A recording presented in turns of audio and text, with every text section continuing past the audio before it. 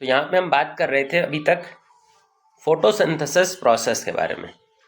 यहाँ पे हमें समझना है कि कौन से ऐसे फैक्टर हैं जो फोटोसिंथेसिस के रेट को कंट्रोल करते हैं, फोटोसिंथेसिस प्रोसेस को कंट्रोल करते हैं। तो यहाँ पे हम उन फैक्टर्स की बात करेंगे जो फोटोसिंथेसिस के रेट को कंट्रोल करते हैं। क्यों ये समझना ज़रूरी है भाई? जितना भी फोटोसिंथेसिस होता है वो डायरेक्टली प्रोपोर्शनल है प्लांट प्रोडक्शन के। प्लांट कुछ भी खाना बनाते हैं, कुछ भी प्रोडक्शन करते हैं, वो प्रोडक्शन डायरेक्टली प्रोपोर्शनल होता है फोटोसिंथेसिस का।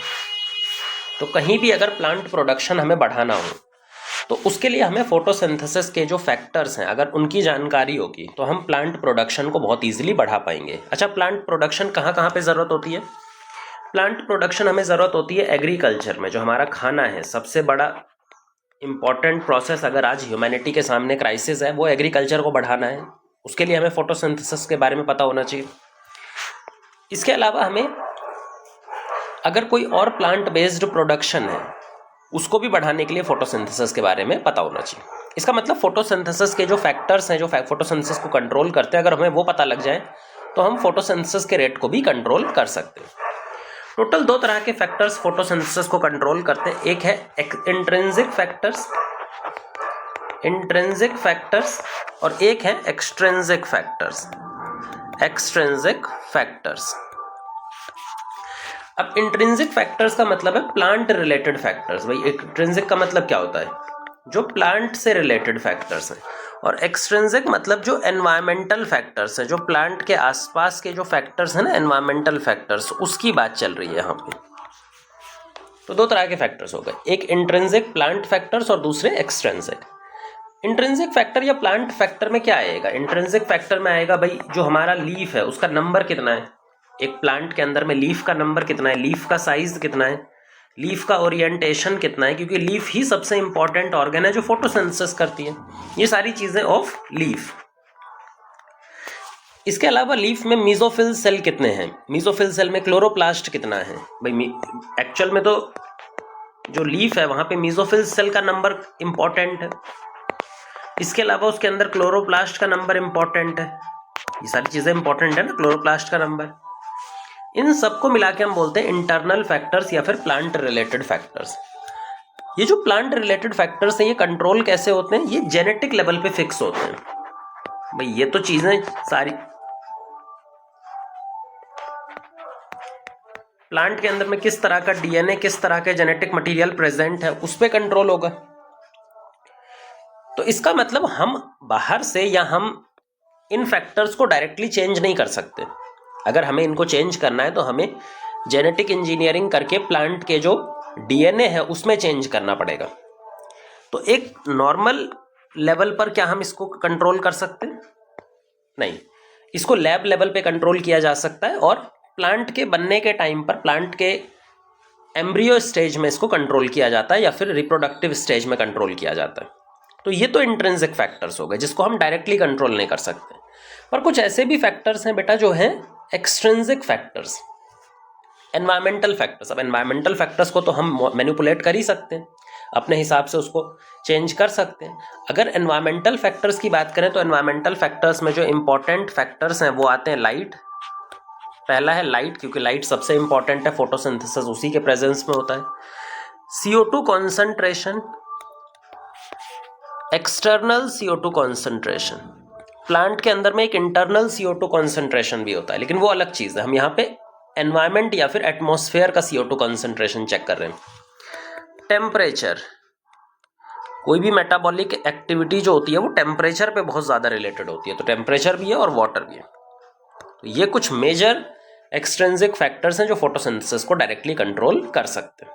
ठीक है, हमें यहाँ पे एक्सट्रिंसिक फैक्टर की ही बात करेंगे। जो इंट्रिंसिक फैक्टर है वो हम हायर क्लासेस में, 12th क्लास में जब जेनेटिक इंजीनियरिंग पढ़ते हैं तो वहाँ पे हम बताते हैं कि भाई कैसे हम प्लांट्स के जीन लेवल पर चेंज करके उसका इम्प्रूवमेंट कर सकते हैं। यहाँ पे इस चैप्टर में हम सिर्फ इंट्रिंसिक फैक्टर पे फोकस करने वाले हैं, एक्सट्रिंसिक फैक्टर पे फोकस करने वाले हैं। अच्छा, एक्सट्रिंसिक फैक्टर हो चाहे इंट्रिंसिक फैक्टर हो, फोटोसिंथेसिस को जो कंट्रोल करने वाले फैक्टर्स हैं क्या वो सिंगल फैक्टर है या फिर बहुत सारे फैक्टर्स हैं? भाई बहुत सारे फैक्टर्स हैं। फोटोसिंथेसिस को एक टाइम पे क्या बहुत सारे फैक्टर्स मिल करके कंट्रोल कर रहे होंगे? सारे फैक्टर्स एक साथ ही काम कर रहे होते हैं। अब जब किसी प्रोसेस को मल्टीपल फैक्टर्स कंट्रोल कर रहे हैं, एक से ज़्यादा फैक्टर कंट्रोल कर रहे हैं, तो हमें ये कैसे पता लगेगा कि कौन सा फैक्टर सबसे ज़्यादा इंपॉर्टेंट है जिसको चेंज करने से फोटोसिंथेसिस को के रेट को डायरेक्टली अफेक्ट किया जा सकता है? अगर मल्टीपल फैक्टर्स कंट्रोल कर रहे हैं तो इनमें से मेन फैक्टर कौन सा है, ये हमें कैसे पता लगेगा? ठीक है, इसके लिए हमारे पास में एक रूल है जो कि ब्लैकमैन ने दिया था 1905 में। इसके लिए हमारे पास में एक रूल है ब्लैकमैन्स का 1905 में। ये जो रूल है ये बहुत ही जर्नल रूल है। ऐसा नहीं है कि सिर्फ फोटोसिंथेसिस पे अप्लाई होता है, बल्कि ये किसी भी केमिकल रिएक्शन, बायोकेमिकल रिएक्शन पे अप्लाई हो जाएगा। इस रूल को बोलते हैं law of limiting factors. Law of limiting factors. पहले इसकी डेफिनेशन लिख लेते हैं, उसके बाद में हम समझेंगे कि ये कहना क्या चाहता है। देखो, इसकी डेफिनेशन में आता है कि अगर कोई एक प्रोसेस है, अगर कोई केमिकल प्रोसेस या फिर बायोकेमिकल प्रोसेस है, एक केमिकल प्रोसेस है या फिर कोई बायोकेमिकल प्रोसेस है, मान लो, उसको कंट्रोल करने वाले मल्टीपल फैक्टर्स हैं। मान के चलते हैं कि उसको कंट्रोल करने वाले बहुत सारे फैक्टर्स हैं, मल्टीपल फैक्टर्स हैं। तो जो मेन फैक्टर आएगा, वही चीज़ ये बताता है रूल, जो मेन फैक्टर उसको रेगुलेट कर रहा होगा, उसको अफेक्ट कर रहा होगा, वो वाला फैक्टर होगा जिसकी वैल्यू मिनिमम हो।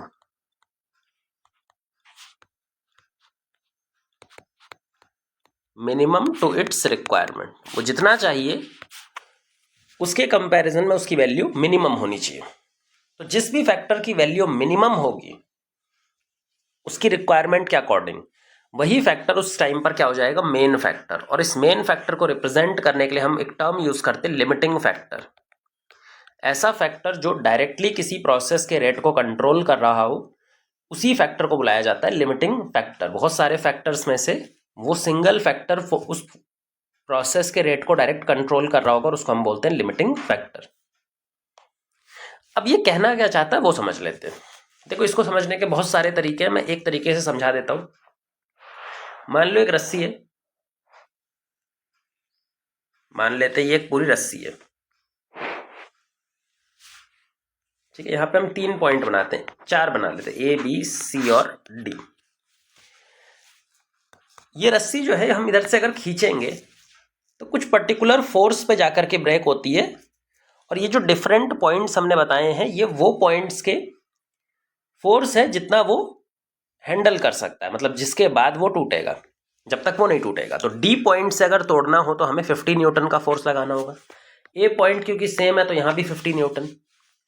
बी पॉइंट से मान लो कि 30 न्यूटन के फोर्स पे टूट जाएगा, और जो सी पॉइंट है यहाँ पे 15 न्यूटन के फोर्स से टूट जाएगा, ठीक है। क्योंकि यहाँ पे रस्सी थोड़ी सी वीक है, कटी हुई है, तो इसलिए यहाँ पे कम फोर्स से टूट जाएगा। अब मेरे को ये बताना है कि इस पूरी रस्सी की जो ओवरऑल कितने फोर्स पे ये रस्सी हैंडल कर सकती है, कितने फोर्स तक ये उठा सकती है। तो आप बोलेंगे इस रस्सी का जो टोटल फोर्स उठाने की कैपेसिटी होगी वो होगी 15 न्यूटन, क्योंकि वो मिनिमम वैल्यू है। बाकी सब भले से ज्यादा है, लेकिन 15 न्यूटन पे ये रस्सी टूट जाएगी। तो इसकी स्ट्रेंथ को अभी कौन कंट्रोल कर रहा है? जो सबसे मिनिमम वैल्यू पर है 15 न्यूटन। सही है, ये तो समझ में आ रहा होगा। हाँ, अच्छा, मान के चलो कि हमने इसकी स्ट्रेंथ बढ़ाने के लिए क्या किया, यहाँ पे एडिशनल फाइबर ऐड करना स्टार्ट कर दिया। ये जो डी सेक्शन है यहाँ पे हमने एडिशनल फाइबर जोड़ना स्टार्ट कर दिया, रस्सी के कुछ और धागे जोड़ना स्टार्ट कर दिए, जिससे क्या होगा, इसकी मजबूती बढ़ जाए। हमने यहाँ पे और ज्यादा फाइबर ऐड कर दिया। अब बताओ इसकी मजबूती, अब टोटल मजबूती कितनी है, मतलब जो यहाँ पे इसने 60 न्यूटन का फोर्स हैंडल करने लगा, क्योंकि यहाँ पे हमने एक्स्ट्रा फाइबर जोड़ दिए। अब इस रस्सी की मजबूती कितनी है, अभी भी 15 न्यूटन, क्योंकि जो मिनिमम फोर्स ये हैंडल कर सकता है इस पूरी रस्सी में वो 15 न्यूटन है। सही है।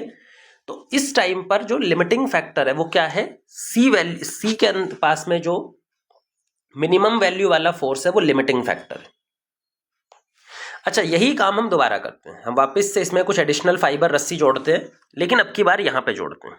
मान लो हमने यहाँ पे कुछ एडिशनल रस्सियां जोड़ दी, एडिशनल फाइबर जोड़ दिया, जिससे क्या हुआ कि इसका जो एक्चुअल फोर्स था वो 15 न्यूटन से उठ करके 20 न्यूटन आ गया, मान लो 20 न्यूटन आ गया। तो अब इस रस्सी की पूरी जो कैपेसिटी है वो कितनी हो गई, 20 न्यूटन।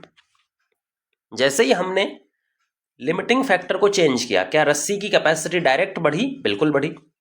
लेकिन किसी और दूसरे पॉइंट पे चेंज करोगे तो रस्सी की कैपेसिटी बढ़ने वाली नहीं है, सिर्फ लिमिटिंग फैक्टर कंट्रोल कर रहा है इसकी स्ट्रेंथ को। अच्छा, इसकी कुछ और फाइबर जोड़ दो, यहाँ पे हमने और धागे जोड़ दिए, जिससे कि इसकी स्ट्रेंथ हो गई 40 न्यूटन। मान लो कि इसकी स्ट्रेंथ हो गई 40 न्यूटन। अब बताना कि इस पूरी रस्सी की मैक्सिमम स्ट्रेंथ कितनी हो सकती है। अब इस रस्सी की मैक्सिमम स्ट्रेंथ होगी 30 न्यूटन। क्यों? क्योंकि अब की बार जो लिमिटिंग फैक्टर है वो बी रीजन की तरह काम कर रहा है, अब की बार लिमिटिंग फैक्टर सी नहीं है, क्योंकि मिनिमम वैल्यू अब किसकी हो गई, बी की। तो अब हमारे पास में लिमिटिंग फैक्टर बी हो गया। अब भले से आप सी के ऊपर कितने भी फाइबर जोड़ते जाओ, इसकी जो मैक्सिमम वैल्यू है वो 30 न्यूटन से नहीं बढ़ेगी जब तक हम इस बी पॉइंट पे कुछ चेंज नहीं करते। ठीक है, इसका मतलब आपको ये समझ में आया कि अगर बहुत सारे फैक्टर हैं, ए बी सी डी, बहुत सारे फैक्टर है, 4 फैक्टर है, लेकिन जो चारों में से एक्चुअल में किसी प्रोसेस को कंट्रोल कर रहा होगा वो कौन सा वाला फैक्टर होगा, जिसकी वैल्यू मिनिमम है। और जब तक हम उसको चेंज नहीं करेंगे, उसको ऑल्टर नहीं करेंगे, जो प्रोसेस का रेट है, जो प्रोसेस का होने की रेट है, वो बदलने वाली नहीं है। इसी को बोलते हैं लिमिटिंग फैक्टर का रूल या फिर लॉ ऑफ लिमिटिंग फैक्टर। एक प्रोसेस एक टाइम पे लिमिटिंग फैक्टर की तरह काम कर रहा होता है, और वो कौन सा वाला होता है, जिसकी वैल्यू मिनिमम लेवल पे हो, जिसकी वैल्यू सबसे कम लेवल पे हो।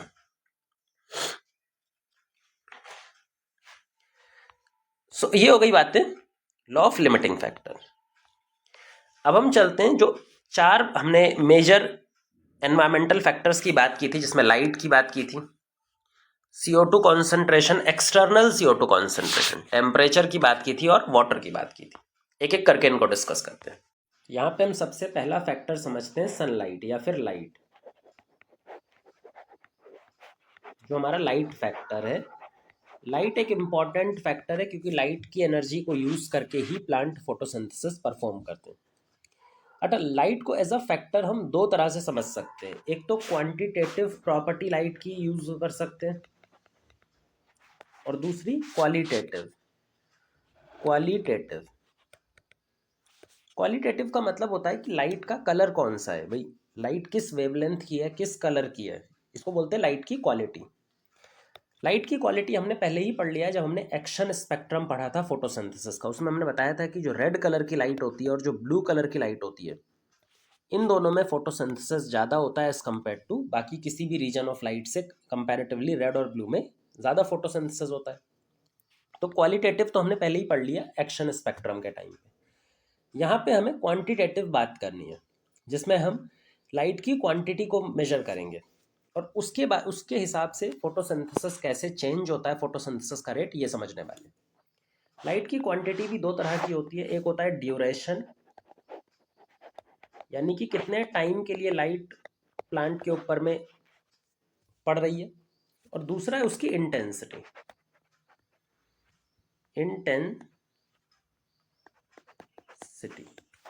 इंटेंसिटी मतलब कितनी स्ट्रांग लाइट है। अगर नॉर्मल भाषा में बोला जाए तो कितनी तेज धूप है।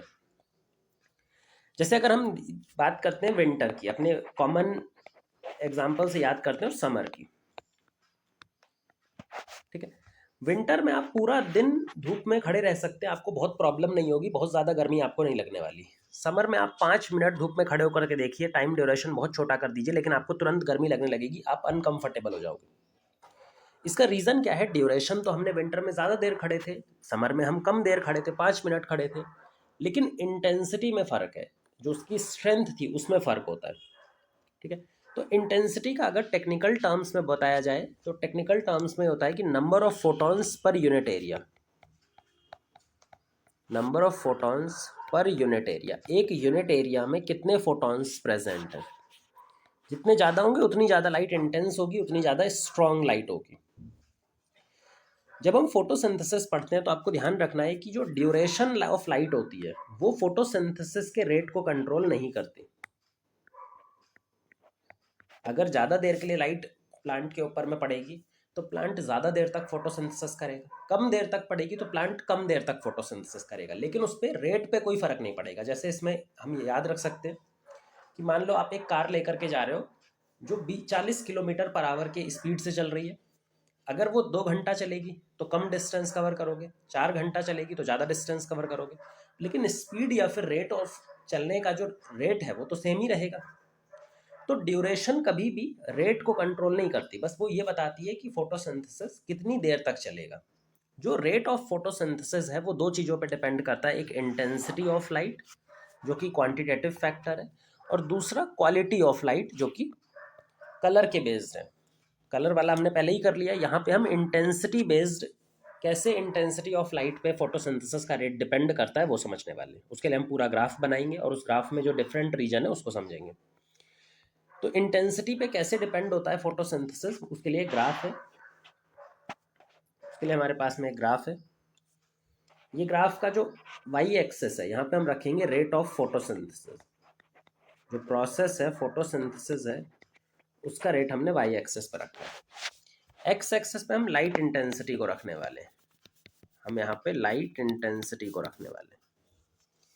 जब इस तरह का ग्राफ प्लॉट किया जाता है तो एक टोटल कर्व जो दिखाई पड़ेगा वो कुछ ऐसा दिखाई पड़ेगा।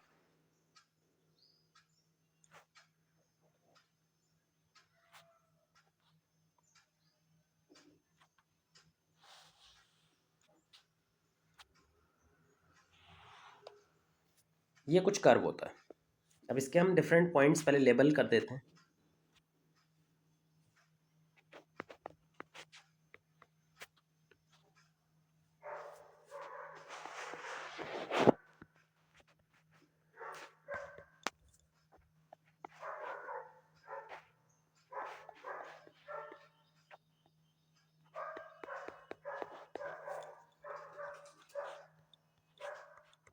तो ये हमारे पास में लाइट इंटेंसिटी और फोटोसिंथेसिस का रेट का ग्राफ आ गया। समझिए यहाँ पे जब लाइट इंटेंसिटी बहुत कम थी, ये वाला रीजन हम यहाँ तक बात कर रहे हैं, ए रीजन जिसको हमने लेबल किया है। जब लाइट इंटेंसिटी कम होती है तो लाइट इंटेंसिटी जब कम होगी और लाइट इंटेंसिटी को हम बढ़ाएंगे धीरे धीरे, तो उस टाइम पे रेट ऑफ फोटोसिंथेसिस लगातार लाइट इंटेंसिटी के बढ़ाने से इंक्रीज होता है, और उनके बीच में आप देखेंगे एक डायरेक्ट रिलेशन मिलेगा। यहाँ पे हमें रेट ऑफ फोटोसिंथेसिस और लाइट रिएक्शन के बीच में एक डायरेक्ट रिलेशन मिलेगा। जितना आप लाइट इंटेंसिटी को बढ़ाओगे फोटोसिंथेसिस भी उसी प्रपोर्शन में बढ़ता जाएगा। क्योंकि यहाँ पे लाइट इंटेंसिटी और rate of photosynthesis directly proportional है, तो इतना तो आपको समझ में आ गया होगा कि लाइट इंटेंसिटी इस रीजन में लिमिटिंग फैक्टर की तरह वर्क कर रही है। भाई लाइट लिमिटिंग फैक्टर है तभी तो डायरेक्टली प्रोपोर्शनल है। कोई भी प्रोसेस जो डायरेक्टली किस पे डिपेंड करता है, लिमिटिंग फैक्टर पे। तो ए रीजन में लाइट लिमिटिंग फैक्टर है, लाइट कम है, इस वजह से लाइट जो है वो as a limiting factor work कर रही है। अच्छा, बी रीजन में ध्यान से देखें तो लाइट इंटेंसिटी की वजह से फोटोसिंथेसिस अभी भी बढ़ रहा है, लेकिन जो स्लोप है वो डायरेक्ट प्रोपोर्शनलिटी की तरफ नहीं दिखा रहा। अब धीरे धीरे वो स्लोप जो डायरेक्ट प्रोपोर्शनैलिटी थी ए रीजन में, वो हमें डायरेक्ट प्रोपोर्शनैलिटी अब यहाँ पे नहीं दिखाई देगी।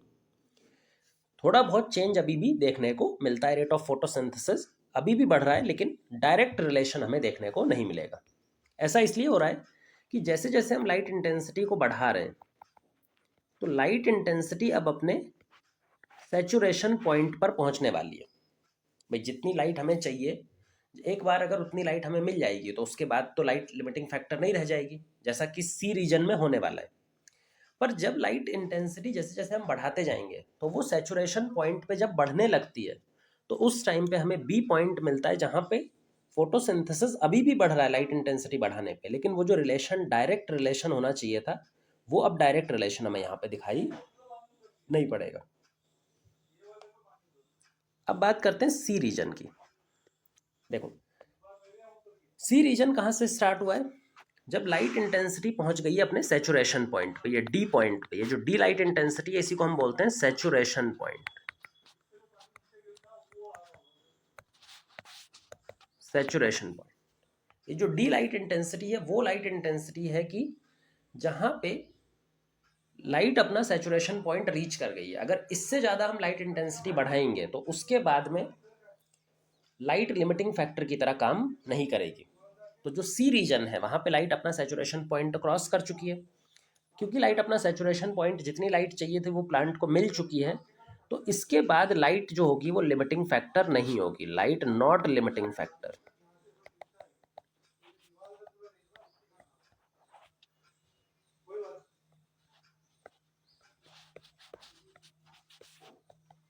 आपको ये भी मालूम होगा कि लाइट के अलावा भी बहुत सारे फैक्टर्स होते हैं जो प्लांट फोटोसिंथेसिस को कंट्रोल कर रहे होते हैं। सी रीजन में कोई दूसरा factor as a limiting factor काम करने लगता है, जैसे CO2 लिमिटिंग हो गया। यहाँ पे जनरली हमारा CO2 लिमिटिंग हो जाता है, तो CO2 लिमिटिंग हो सकता है या फिर और कोई फैक्टर लिमिटिंग हो सकता है, लेकिन इस सी रीजन में light as a limiting factor काम नहीं कर रही है। और सी रीजन के कॉरस्पॉन्डिंग जो फोटोसिंथेसिस रेट है, यहाँ पे अगर हम इसको वाई एक्सिस पे एक्स्ट्रापोलेट करें तो हमें एक रेट मिलेगा जिसको बोलते हैं ई। ये फोटोसिंथेसिस का मैक्सिमम रेट है जो सिर्फ लाइट इंटेंसिटी को की मदद से अचीव किया जा सकता है। भाई इसके ऊपर तो आप लाइट इंटेंसिटी को बढ़ा के फोटोसिंथेसिस का रेट अचीव नहीं कर सकते। तो ये फोटोसिंथेसिस का मैक्सिमम रेट है जिसको हमने ई पॉइंट से लिखा हुआ है। तो ये हो गया हमारा जो एनसीईआरटी में मेंशन्ड है, ए सेक्शन, बी सेक्शन और सी सेक्शन। हमें एक एडिशनल सेक्शन भी पढ़ना है, जी सेक्शन। ध्यान रखेंगे कि भाई जो लाइट इंटेंसिटी जब एक बार सैचुरेशन पे पहुंच गई, तो ऐसा नहीं है कि अगर आप लाइट इंटेंसिटी को लगातार बढ़ाते जाएंगे तो उससे कोई इफेक्ट अब नहीं पड़ेगा। अब हमें नेगेटिव इम्पैक्ट देखने को मिलता है लाइट इंटेंसिटी का। लाइट इंटेंसिटी अगर आप बहुत ज़्यादा बढ़ा देंगे, एक पॉइंट से ज़्यादा बढ़ा देते हैं, तो उसके बाद क्या होता है, लाइट इंटेंसिटी अपना नेगेटिव इम्पैक्ट शो करने लगती है। वो लीफ को डैमेज करेगी। भाई ज़्यादा लाइट इंटेंसिटी तो वार्मिंग इफेक्ट लेकर के आएगी। सनलाइट बहुत ज़्यादा हो जाएगी तो वो लीफ को डैमेज करेगी, जो क्लोरोफिल है उसको डैमेज कर देगी, क्लोरोफिल मॉलिक्यूल को ख़राब कर देगी। तो जिसकी वजह से अगर हम एक पॉइंट से ज़्यादा लाइट इंटेंसिटी को बढ़ाएंगे तो हमें नेगेटिव इम्पैक्ट भी देखने को मिलेगा, डैमेजिंग इफेक्ट देखने को मिलेगा लाइट इंटेंसिटी का। तो ये हमारा पूरा ग्राफ है रेट ऑफ फोटोसिंथेसिस और लाइट इंटेंसिटी का। सेम ऐसा ही ग्राफ हम CO2 के लिए भी बना सकते हैं। जब हम CO2 एज अ फैक्टर पढ़ेंगे तो एग्जैक्ट यही ग्राफ वहाँ पे यूज़ होने वाला है। वैल्यूज़ चेंज हो जाएंगी कि भाई CO2 का सैचुरेशन पॉइंट अलग आएगा, मैक्सिमम फोटोसिंथेसिस रेट हो सकता है अलग आए, लेकिन जो ग्राफ का शेप रहेगा वो यही रहेगा। अब बात करते हैं कि सनलाइट के बारे में जो स्पेशल पॉइंट्स हैं, कितनी परसेंटेज पे सनलाइट का सैचुरेशन पॉइंट आता है, कौन से ऐसे प्लांट हैं जिनके लिए light generally as a limiting factor काम कर रही होती है और कौन से के लिए नहीं काम कर रही होती है, वो हमें समझना है। याद रखेंगे कि जो लाइट है उसकी रिक्वायरमेंट, अगर हम टेरेस्ट्रियल प्लांट की बात कर रहे हैं,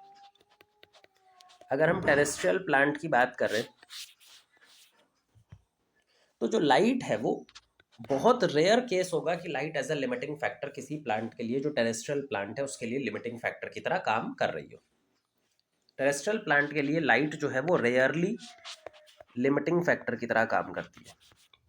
इसका रीज़न इसलिए है कि किसी भी प्लांट को अगर फुल सनलाइट का 10% भी मिल जाए तो वो अपने सैचुरेशन पॉइंट पे पहुंच जाएगा, क्योंकि लाइट का जो सैचुरेशन पॉइंट है वो बहुत नीचे है। टोटल सनलाइट का अगर 10% भी मिल जाता है तो वो भी सैचुरेशन पॉइंट ही है। इसका मतलब टेरेस्ट्रियल प्लांट्स को इतनी लाइट तो मिल ही जाएगी। भाई टेरेस्ट्रियल प्लांट्स अगर सॉइल पे प्रेजेंट है तो वहाँ तो इतनी लाइट कहीं ना कहीं से मिल ही जाएगी। तो टेरेस्ट्रियल प्लांट्स के लिए लाइट जर्नली लिमिटिंग फैक्टर नहीं होती, क्योंकि जो लाइट की टोटल रिक्वायरमेंट है वो सिर्फ 10% है, जो अवेलेबल लाइट है उतने में ही वो सैचुरेट हो जाता है। अब हम यहाँ पे समझते हैं, टेरेस्ट्रियल प्लांट हो गया। कुछ केसेस में मान लीजिए डेंस फॉरेस्ट है, भाई डेंस फॉरेस्ट होता है या कोई बड़ी बिल्डिंग है, उसके किनारे कोई छोटा सा प्लांट लगा हुआ है तो उसकी शेड में आ गया है। डेंस फॉरेस्ट में जो नीचे का एरिया होता है वहाँ तक लाइट ज़्यादा नहीं पहुँचती, तो वहाँ पे कई बार light as a limiting factor काम कर रही होती है। ये बात हो गई टेरेस्ट्रियल प्लांट्स की। लेकिन अगर हम एक्वाटिक प्लांट्स की बात करें, पर्टिकुलरली मरीन प्लांट्स की जो गहरे समुद्र में पाए जाते हैं, तो वहाँ पे लाइट ही हमेशा लिमिटिंग फैक्टर है। वहाँ पे लाइट लिमिटिंग फैक्टर की तरह नॉर्मली काम करती है। नॉर्मल कंडीशन में भी लाइट हमेशा लिमिटिंग रहती है, गहरे समुद्र में लाइट नहीं पहुँच रही होती। तो ये हो गया light as a limiting factor या फिर फोटोसिंथेटिक फैक्टर। दूसरा जो फैक्टर फोटोसिंथेसिस को कंट्रोल करता है that is atmospheric CO2 concentration या फिर एक्सटर्नल CO2 कॉन्सेंट्रेशन। तो जो दूसरा फैक्टर है दैट इज एक्सटर्नल बोल लो या फिर atmospheric CO2 concentration. Atmospheric CO2 concentration, जो CO2 कॉन्सेंट्रेशन है, ये प्लांट्स के लिए सबसे मेजर लिमिटिंग फैक्टर है।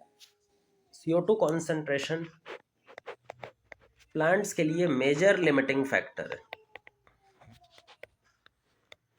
क्यों है ऐसा? क्योंकि हमारी जो एटमॉस्फेयर है उसमें CO2 का कॉन्सेंट्रेशन परसेंटेज वाइज बहुत कम है। आपको मालूम ही होगा, जो होगा जब हम गैस का फ्रैक्शन बताते हैं, गैस का परसेंटेज बताते हैं जो हमारे एटमॉस्फेयर में है, तो उसमें CO2 कितना कम होता है। अगर CO2 के परसेंटेज वाइज बात करें एटमॉस्फेयर में, तो CO2 का जो कॉन्सेंट्रेशन एटमॉस्फेयर में percentage wise that is 0.03% to 0.04%। ये फ्रैक्शन की बात है, मतलब अगर हम एटमॉस्फेयर को 100% मानेंगे तो उसमें 0.03% किसका वैल्यू रहेगा? CO2 का। ठीक है, इस वैल्यू को हम दो और पैरामीटर्स में भी चेंज करेंगे। अगर हमें 0.3 को चेंज करना है तो 300 ppm पार्ट्स पर मिलियन, या फिर इसी को लिखा जाता है 300 माइक्रोलीटर पर लीटर। ये दो वैल्यूज में और चेंज कर सकते हो। अगर आप परसेंटेज को मल्टीप्लाई कर दोगे 10 की पावर 4 से, तो उससे हमें ये मिल जाता है ppm या फिर माइक्रोलीटर पर लीटर। माइक्रोलीटर पर लीटर का मतलब है कि अगर हम 1 लीटर एयर लेंगे तो 300 माइक्रोलीटर हमें CO2 मिलेगा, इतना कम। अच्छा, 400 में भी मल्टीप्लाई कर दो इस परसेंटेज में भी, तो 400 ppm हो जाएगा ये, या फिर इसी को हम 400 माइक्रोलीटर पर लीटर ऑफ एयर भी बोल सकते हैं। इतना CO2 हमारे पास होता है एटमॉस्फेयर में। ये रेंज है, अलग अलग जगहों पे, कहीं पर 0.03 तो कहीं पे 0.04। ये एक लिमिटिंग वैल्यू है। प्लांट्स को इससे ज़्यादा चाहिए होता है। आज के टाइम पे जितने भी प्लांट्स हैं अर्थ पे, उनको इससे ज़्यादा CO2 कॉन्सेंट्रेशन की रिक्वायरमेंट होती है। तो अगर CO2 की कॉन्सेंट्रेशन एटमॉस्फेयर में मान लो 0.05% या फिर 500 ppm तक पहुंच जाए, अगर इतनी बढ़ जाए, अप टू इतनी हो जाए, तो इस कंडीशन में हमें प्लांट्स का फोटोसिंथेसिस बढ़ता हुआ दिखाई देगा। जो प्लांट है वो ज़्यादा फोटोसिंथेसिस करते हुए दिखाई पड़ेंगे। अगर CO2 का कॉन्सेंट्रेशन अप टू 0.05 हो जाए तो फोटोसिंथेसिस कैसा दिखाई पड़ेगा बेटा? फोटोसिंथेसिस इंक्रीज होता हुआ दिखाई पड़ेगा,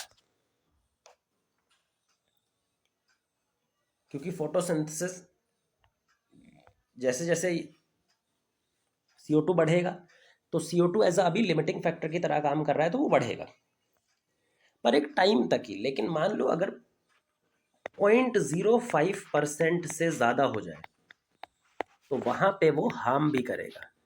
ऐसा नहीं है कि CO2 को हम लगातार बढ़ा सकते हैं। अगर 0.05% से बहुत समय तक वो ज़्यादा रहेगा तो वो प्लांट्स को डैमेज भी करेगा, फोटोसिंथेसिस डिक्रीज भी करेगा। तो ये बात हो गई फोटोसिंथेसिस एटमॉस्फेयर में कितना है, कितना होगा तो प्लांट्स को फायदा होगा और किससे ज़्यादा होगा तो प्लांट्स को नुकसान होगा। सेम ग्राफ वही आएगा। अगर हम इसका ग्राफ बनाने जाओगे तो फिर से वही आएगा, A, B, ये वाला। मतलब यहाँ पे ये लिमिटिंग फैक्टर है, स्टार्टिंग में बढ़ेगा, एक पॉइंट पे जाने के बाद में नहीं बढ़ेगा और उससे ज़्यादा होगा तो फिर घटने लगेगा। वो सेम ग्राफ हमें, आपको बस ग्राफ का पैरामीटर पता होना चाहिए। अच्छा, जो डिफरेंट टाइप के प्लांट्स हैं, फोटोसिंथेसिस की CO2 कॉन्सेंट्रेशन ना सारे प्लांट्स पे इक्वली इफेक्ट नहीं दिखाती या एक ही तरह का इफेक्ट नहीं दिखाती। आपको मालूम होगा जब हमने डार्क रिएक्शन पढ़ते हैं तो हम बताते हैं कि दो तरह के डार्क रिएक्शन साइकिल चलते हैं, एक C3 प्लांट होते हैं और एक C4 प्लांट्स होते हैं, जिनके अंदर में C4 साइकिल नाम का एक एडिशनल साइकिल चल रहा होता है। तो हमारे पास में दो तरह के प्लांट हो जाते हैं CO2 कॉन्सेंट्रेशन रिक्वायरमेंट के हिसाब से, C3 और C4 प्लांट्स। अच्छा, C4 प्लांट्स के अंदर में एक एडिशनल साइकिल चल रही थी, C4 साइकिल। और C4 साइकिल का काम होता है कि प्लांट बॉडी में जो इंटरनल CO2 है, जो इंटरनल CO2 की बात कर रहे हैं हम, उसको एनरिच कर देना,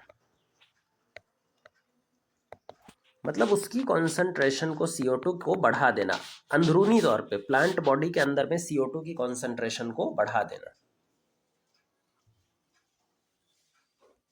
ये काम होता है C4 साइकिल का। तो क्योंकि C4 साइकिल C4 प्लांट्स में चल रही होती है, C3 प्लांट्स में तो चल नहीं रही होती है, तो यहाँ पे हम इंटरनल CO2 को इंक्रीज नहीं कर सकते। C3 प्लांट अपने इंटरनल CO2 को इंक्रीज नहीं कर पाते, लेकिन C4 प्लांट अपने इंटरनल CO2 को इंक्रीज कर पाते हैं। क्योंकि C4 प्लांट अपनी इंटरनल CO2 को बढ़ा सकते हैं C4 साइकिल के थ्रू, तो इनकी जो बाहरी CO2 रिक्वायरमेंट है वो कम हो जाएगी, क्योंकि इनके अंदर ही CO2 इंक्रीज हो रहा है, कंसंट्रेट हो रहा है, तो इनकी जो बाहरी CO2 रिक्वायरमेंट है, एटमॉस्फेरिक CO2 कॉन्सेंट्रेशन रिक्वायरमेंट है, वो कम हो जाती है। जबकि C3 प्लांट्स के पास में ऐसा कोई प्रोसेस तो है नहीं, तो इनकी बाहरी CO2 जो रिक्वायरमेंट है उसकी कंसंट्रेशन ज़्यादा होनी चाहिए। तो यहाँ पे ज़्यादा CO2 रिक्वायर्ड होगी, यहाँ पे कम CO2। अगर कंसंट्रेशन वाइज बात करें तो CO2 का जो सैचुरेशन पॉइंट आता है C4 प्लांट्स के लिए, जो इसका सैचुरेशन पॉइंट आता है वो आता है 450 ppm, या फिर आप इसको अगर परसेंटेज वाइज देखेंगे तो 4%, ये भी लिख सकते हैं, कन्वर्ट कर सकते हैं।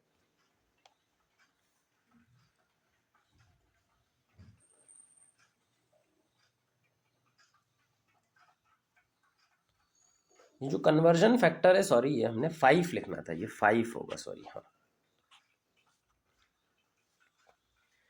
तो ये हो गया हमारा सैचुरेशन पॉइंट C3 प्लांट्स के लिए ज़्यादा होता है।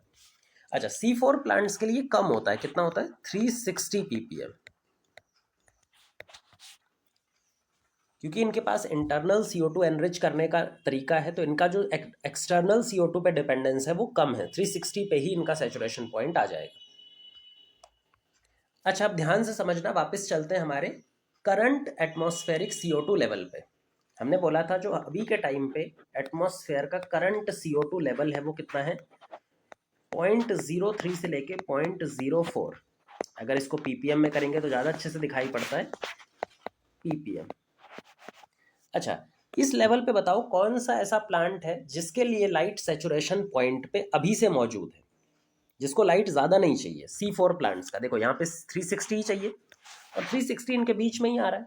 तो ज़्यादातर कंडीशन में जो C4 प्लांट्स हैं उनके लिए तो CO2 कॉन्सेंट्रेशन सैचुरेशन पॉइंट पे प्रेजेंट है। मतलब अगर ये पहले से सैचुरेशन पॉइंट पे प्रेजेंट है एटमॉस्फेरिक CO2 कॉन्सेंट्रेशन, जो करंट CO2 लेवल है, तो अगर एटमॉस्फेरिक CO2 को और ज़्यादा हम इंक्रीज करेंगे तो उससे कोई फर्क पड़ने वाला नहीं है, क्योंकि वो पहले से ही सैचुरेशन पॉइंट पे फॉर C4 प्लांट। लेकिन अगर हम C3 प्लांट्स की बात करें तो उनको तो CO2 रिक्वायरमेंट ज़्यादा है, 450% चाहिए। तो इसीलिए अगर एटमॉस्फेरिक कॉन्सेंट्रेशन जो अभी के टाइम पे चल रही है वो किसके लिए लिमिटिंग है? C3 या C4 के लिए? वो C3 के लिए लिमिटिंग है। C3 को अभी करंट लेवल पे उतना CO2 नहीं मिल रहा जितना उसको चाहिए, इसीलिए CO2 क्या है? लिमिटिंग है। तो एटमॉस्फेरिक CO2 अगर हम बढ़ाएं, मान लो अगर एटमॉस्फेरिक CO2 बढ़ता है तो कौन से प्लांट्स को फायदा होगा? C3 प्लांट्स को। ये भी ध्यान रख सकते हो कि ज़्यादातर प्लांट्स जो अर्थ पे पाए जाते हैं वो C3 प्लांट्स ही हैं। C4 प्लांट्स तो सिर्फ एक स्पेशल अडेप्टेशन वाले प्लांट्स में मिलता है, जो किसी पर्टिकुलर ट्रॉपिकल हॉट एरियाज में मिलते हैं। तो C4 साइकिल या फिर C4 प्लांट्स जो होते हैं वो बहुत कॉमन नहीं है, वो कुछ स्पेसिफिक एरियाज में ही मिलते हैं।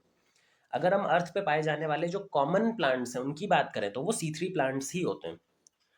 तो ओवरऑल देखा जाए तो अभी के टाइम पे जो ज़्यादातर प्लांट्स हैं वो C3 प्लांट्स हैं, और उनके लिए CO2 कॉन्सेंट्रेशन कैसी है? लिमिटिंग है, उनके लिए कम है, उनको ज़्यादा चाहिए, 450 से कम है। इसका मतलब हम ये भी बोल सकते हैं कि जो हमारा प्लांट प्रोडक्शन है वो CO2 की वजह से अभी लिमिटिंग उसमें है, या CO2 की वजह से वो अपने फुल पोटेंशियल पे प्लांट्स ग्रो नहीं कर पा रहे। तो मेजर लिमिटिंग फैक्टर होता है CO2। कब तक इंक्रीज कर सकते हैं हम? 0.05% तक, अप टू। इससे ज़्यादा बढ़ाओगे तो फिर उसका डैमेजिंग इफेक्ट दिखाई देने लगेगा, टॉक्सिक इफेक्ट दिखाई देने लगेगा, फिर वो हार्म करने लगेगा। तो ये बात हो गई CO2 की। तीसरा जो फैक्टर है, अच्छा, तीसरा फैक्टर स्टार्ट करने से पहले हमें ये समझना होगा ग्रीन हाउस गैस और ग्रीन हाउस इफेक्ट। CO2 से एक बहुत ही इंपॉर्टेंट टर्म रिलेटेड है, ग्रीन हाउस इफेक्ट। अच्छा, ग्रीन हाउस इफेक्ट के बारे में आपको इतना तो पता होगा कि हमारी अर्थ पे CO2 का कॉन्सेंट्रेशन बढ़ता है, और CO2 की प्रॉपर्टी होती है कि वो हीट को ट्रैप कर लेता है, हीट को ट्रैप करके टेम्परेचर को इंक्रीज कर देता है। भाई सिंपल सा यही होता है इफेक्ट। एक्चुअल में ये जो ग्रीन हाउस इफेक्ट नाम है, ये इसको एक बायोलॉजिकल सेटअप से मिला है। जो एक एग्रीकल्चरल सेटअप है या फिर बायोलॉजिकल सेटअप है, जो जनरली टेम्परेट एरियाज में बनाया जाता है प्लांट्स को ग्रो करने के लिए, एक आइडियल सिचुएशन में, एक आइडियल कंडीशन के अंदर में। ग्रीन हाउस क्या होता है? ग्रीन हाउस के अंदर में हम इस तरह का एक ग्लास हाउस बना लेते हैं, एक ग्लास हाउस बना लेते हैं। इस ग्लास हाउस के अंदर में हम प्लांट्स को ग्रो करने के लिए CO2 अप्रोप्रिएट अमाउंट में CO2 को इंक्रीज कर देंगे ताकि उसका सैचुरेशन पॉइंट रीच हो जाए, टेम्परेचर को आइडियल कर देंगे, एटसेट्रा। सारी कंडीशन जो प्लांट को ग्रो करने के लिए चाहिए वो आइडियल दे देंगे। इससे होता क्या है कि जो प्लांट है वो एक कंट्रोल्ड एटमॉस्फेयर में इजीली ग्रो कर सकता है। Green house concept temperate areas में बहुत ज़्यादा फेमस हुआ था। टेम्परेट एरियाज जैसे यूरोप वगैरह एरियाज जो होते हैं, वहाँ पे बर्फ़ पड़ती है। जब बर्फ़ पड़ती है तो एग्रीकल्चर नहीं कर सकते। तो अगर हमें प्लांट प्रोडक्शन करना है तो कई साइंटिस्ट ने क्या किया, ग्रीन हाउस डेवलप किया, जिसके अंदर में हम प्लांट्स के लिए आइडियल कंडीशन बना देते हैं, CO2 एनरिच कर देते हैं, CO2 की कॉन्सेंट्रेशन ज़्यादा कर देते हैं जितनी एटमॉस्फेयर में नहीं होती। जब CO2 को बढ़ा दोगे तो प्लांट प्रोडक्शन अपने आप बढ़ेगा। टेम्परेचर ऑप्टिमम करके हम ये यूज़ करते हैं। इसी कंसेप्ट से, इसी डिज़ाइन से जो नाम मिला था ग्रीन हाउस इफेक्ट, वो यहीं से बाद में निकाला गया है। अब किन प्लांट्स को हम ग्रीन हाउस में ग्रो कर सकते हैं? बहुत सारे प्लांट्स होते हैं जिनको हम ग्रीन हाउस में ग्रो करते हैं। हमारा जो फोकस है यहाँ पे वो CO2 एनरिचमेंट को लेकर के, ऐसे प्लांट्स जिनको हम CO2 एनरिच करके CO2 की कॉन्सेंट्रेशन अंदर बढ़ा करके उसका प्रोडक्शन इंक्रीज करते हैं, जिसमें हम टोमेटो को इस तरह से ग्रो कर सकते हैं, बेल पेपर को ग्रो किया जाता है, और फिर तो बहुत सारे हैं, ये तो खाली नाम के लिए दो दिए हुए हैं। बहुत सारे प्लांट्स को हम ग्रीन हाउस में ग्रो कर सकते हैं अंडर द आइडियल कंडीशन। तो ये हो गया CO2 concentration, external CO2 concentration as a photosynthetic factor. जो तीसरा फैक्टर है दैट इज टेम्परेचर। भाई कोई भी ऑर्गेनिज्म है, टेम्परेचर उसकी बॉडी को अफेक्ट करता ही है। तो जब हमारी बॉडी को ही टेम्परेचर अफेक्ट करता है तो हमारी बॉडी में जो चलने वाले डिफरेंट प्रोसेस है उसको भी अफेक्ट करेगा, बिल्कुल करेगा। टेम्परेचर का जो इफेक्ट होता है ना किसी भी लिविंग ऑर्गेनिज्म के ऊपर में, वो सबसे मेजर होता है थ्रू एंजाइम। कोई भी टेम्परेचर जो किसी भी तरह का इफेक्ट दिखाता है वो ज़्यादातर किस पे इफेक्ट करता है? एंजाइम पे इफेक्ट करता है। आपको मालूम होगा एंजाइम बायो कैटलिस्ट है। हमारी बॉडी में जितनी भी केमिकल रिएक्शन या मेटाबॉलिक रिएक्शंस चल रही होती हैं उनको एंजाइम कैटलाइज करते हैं, और एंजाइम को काम करने के लिए एक ऑप्टिमम टेम्परेचर चाहिए होता है। एंजाइम तभी काम करता है जब उसके लिए ऑप्टिमम टेम्परेचर होगा, ऑप्टिमम pH होगा। यहाँ पे हम टेम्परेचर की बात कर रहे हैं। अगर हम एंजाइम के एक्टिविटी की बात करें और टेम्परेचर को एक्स एक्सेस पे रख के प्लॉट करें, वाई एक्सेस पे हम क्या रखें? एंजाइम की एक्टिविटी। कोई भी एंजाइम है XYZ करके, टेम्परेचर से जब हम उसको प्लॉट करते हैं तो ये ग्राफ हमेशा बेल शेप आता है। ये आपने एंजाइम वाले या बायोमोलिक्यूल्स चैप्टर में बहुत अच्छे से किया होगा। बेल शेप का मतलब होता है जब टेम्परेचर कम होता है, एक पर्टिकुलर फिक्स्ड टेम्परेचर जिसको बोलते हैं उस एंजाइम का ऑप्टिमम टेम्परेचर, ऑप्टिमम टेम्परेचर। अगर उस ऑप्टिमम टेम्परेचर से कम टेम्परेचर है तो भी फोटोसिंथेसिस कम होगा, और अगर उसके ज़्यादा टेम्परेचर है, उससे ज़्यादा टेम्परेचर है, तब भी फोटोसिंथेसिस कम होगा, या कोई भी प्रोसेस उस एंजाइम की एक्टिविटी कम होगी। खाली एक ऑप्टिमम टेम्परेचर रेंज होता है, छोटा सा रेंज होता है, जिसके अंदर एंजाइम अपनी मैक्सिमम एक्टिविटी शो करता है, the range of maximum enzyme activity. तो एंजाइम एक्टिविटी को टेम्परेचर कंट्रोल करता है, ये तो पता लग गया। तो फोटोसिंथेसिस में भी तो एंजाइम का इन्वॉल्वमेंट होता है ना। फोटोसिंथेसिस के दो स्टेप होते हैं, एक डार्क रिएक्शन और एक लाइट रिएक्शन। पहले होता है लाइट रिएक्शन और फिर होता है डार्क रिएक्शन। इन दोनों में से एंजाइम का रोल डार्क रिएक्शन में बहुत ज़्यादा होता है। लाइट रिएक्शन तो एक फिजिकल प्रोसेस है, फिजिको केमिकल प्रोसेस है, उसमें लाइट का टेम्परेचर का उतना ज़्यादा रोल नहीं होता, एंजाइम का उतना ज़्यादा रोल नहीं होता। लेकिन अगर हम डार्क रिएक्शन की बात करें तो यहाँ पे तो मेन एंजाइम काम करते हैं रुबिस्को, जिसमें सबसे इंपॉर्टेंट है। और भी बहुत सारे एंजाइम आपने देखे होंगे जब हमने C3 साइकिल C4 साइकिल पढ़ाए थे। तो जो सारी साइकिल एंजाइम पे बेस्ड है, तो क्या डार्क रिएक्शन पे डायरेक्ट कंट्रोल दिखता है टेम्परेचर का। तो जो टेम्परेचर का डायरेक्ट कंट्रोल या ज़्यादा कंट्रोल है, वो किस पे दिखाई पड़ता है, डार्क रिएक्शन। और किस तरह का ग्राफ आएगा अगर हम फोटोसिंथेसिस और टेम्परेचर को लेबल करें, तो सेम वही बेल शेप कर्व आएगा, क्योंकि भाई टेम्परेचर एंजाइम को चेंज करता है। जब एंजाइम ही चेंज हो जाएगा तो फोटोसिंथेसिस का जो रेट है, और अगर हम टेम्परेचर की यहाँ बात करें तो यहाँ पे भी हमें बेल शेप कर्व ही देखने को मिलेगा, बेल शेप कर्व देखने को ही मिलेगा। इसमें एक और चीज़ हमें याद रखनी है कि जो टेम्परेचर ऑप्टिमम है, ग्राफ तो हमेशा ऐसा ही आता है, लेकिन जो टेम्परेचर ऑप्टिमम की वैल्यू होती है वो डिफरेंट प्लांट्स के लिए अलग अलग होती है। कुछ प्लांट्स होते हैं जो डेजर्ट एरियाज में रहते हैं, तो भाई उनका एंजाइम ऐसे अडेप्ट होंगे कि वो हायर टेम्परेचर पे काम कर सकें।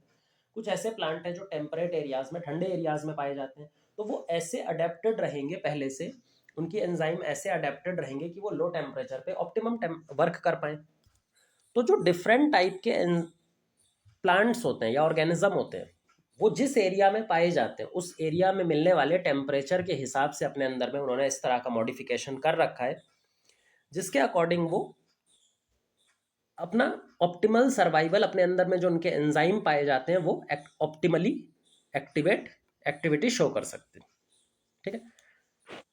तो जो टेम्परेचर ऑप्टिमम है, जो टेम्परेचर ऑप्टिमम है, कितना टेम्परेचर चाहिए फोटोसिंथेसिस को मैक्सिमम रेट पे होने के लिए, वो किस पे डिपेंड करता है, वो डिपेंड करता है उस प्लांट के हैबिटाट पे या फिर रीजन में, वो किस रीजन में पाया जाता है, वो किस रीजन में पाया जाता है, पहला तो इस पे डिपेंड करता है। दूसरा टाइप ऑफ प्लांट, एक और चीज हमें याद रखनी है, type of plant, C3 plant है या फिर C4 प्लांट है। पहले हैबिटाट की बात करते हैं। भाई जितने ज़्यादा हॉट एरियाज में रहेगा, मान लो डेजर्ट प्लांट है, कोई टेम्परेट प्लांट है, कोई ट्रॉपिकल प्लांट है, ये सब टर्म्स आपको थोड़ी बहुत आइडिया हो गई। टेम्परेचर सबसे ज़्यादा डेजर्ट में होता है, ट्रॉपिक्स में फिर उसके बाद, और टेम्परेट में सबसे कम होता है।